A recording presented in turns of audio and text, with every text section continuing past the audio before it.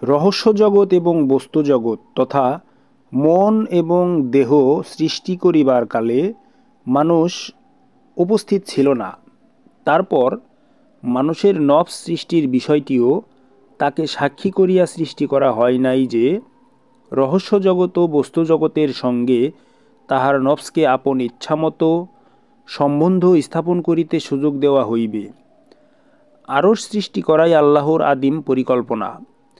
অতএব মানুষের পক্ষ হইতে আল্লাহর বিধানের উপর কোনরূপ ওজরাপত্তি পেশ করিবার অবকাশই রাখা হয় নাই।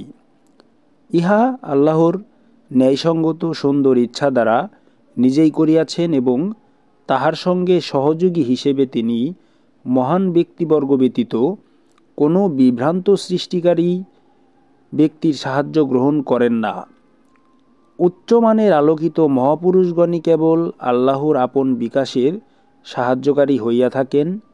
জিন এবং মনুষ্য জগতে আল্লাহর প্রতিনিধিরূপে স্বর্গীয় নূর বা রুহু তাহারাই পৌঁছাইয়া দিয়া মহান ব্যক্তিত্ব সৃষ্টি করিয়া চলিয়াছেন।